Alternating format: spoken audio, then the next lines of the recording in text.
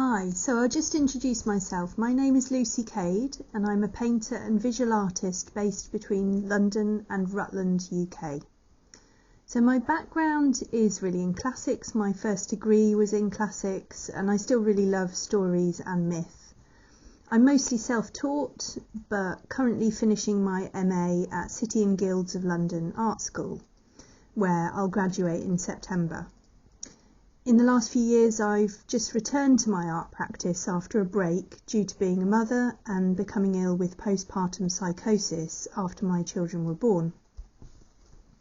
So my work allows me to articulate and process this traumatic experience of postnatal psychosis, which is a temporary but severe state of insanity which affects 1 in 500 women after childbirth.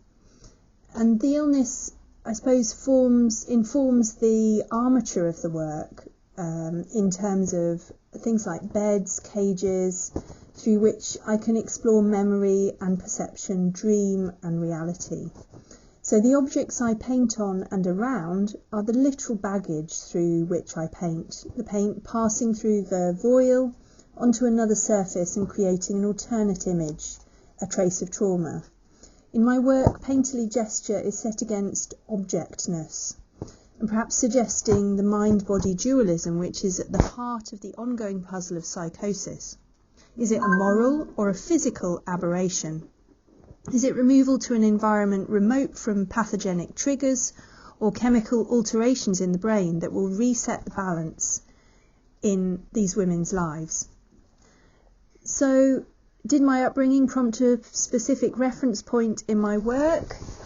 And is my work informed by certain concepts or themes from my childhood? Well, I'm a woman, I have children, and I'm neurodivergent, so I suppose, yes, my work is quite identity-based, as all of these aspects inform my work. At the moment, probably my biggest influences are Louise Bourgeois for the sculpture and Claire Woods for the painting.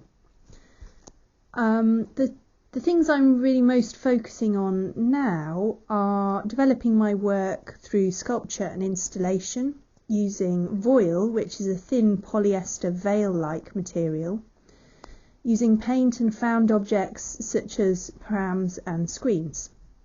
I'm also doing small portrait style paintings, developing my painting technique and palette. And the biggest challenge for me of being an artist is fitting it all in around earning money when you're starting out and funding it, really. The advice I'd give to my younger self, maybe go on a business course if you're serious about art, but really just keep going with it, stick at it, you'll pull through.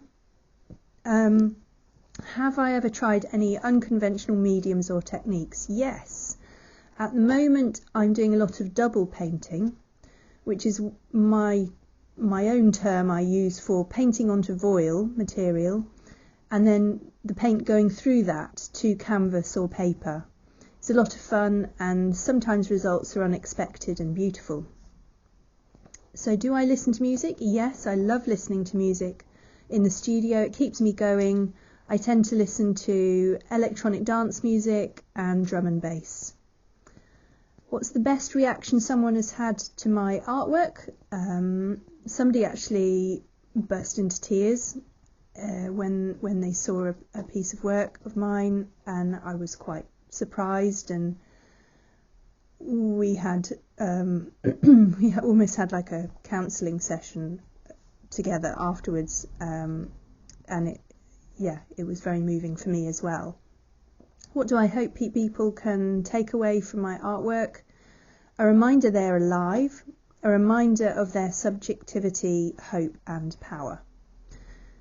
So just a few reminders of upcoming events. I have lots of shows on at the moment. I'm in a group show called Stretch with a group of other artist mothers.